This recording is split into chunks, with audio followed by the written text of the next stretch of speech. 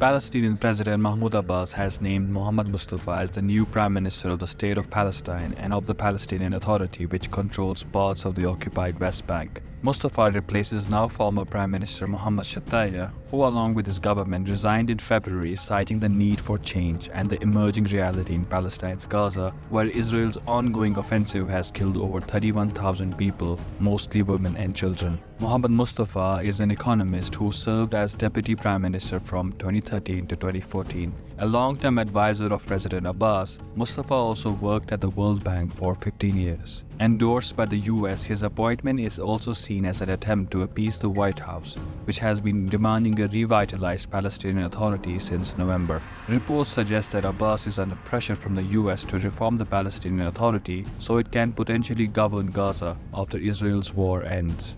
Hamas, which currently governs Gaza, has criticized Abbas for taking a unilateral decision that it deems contrary to the will of the Palestinian people. Fatah, the political party that leads the PA, has fired back, blaming Hamas for the consequences of Israel's Gaza offensive.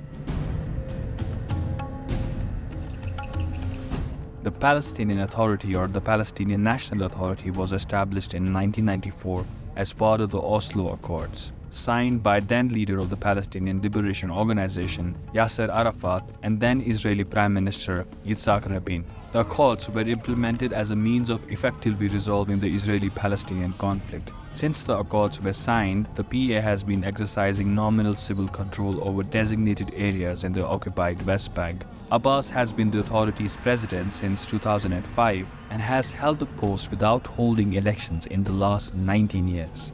After continual land confiscation and expansion by Israeli forces and occupation by Israeli Jewish settlers, only 40% of the occupied West Bank is currently controlled by the PA. A majority of Palestinians disapprove of the PA, with a survey showing that 60% of Palestinians want it dissolved and that 88% want Abbas to resign.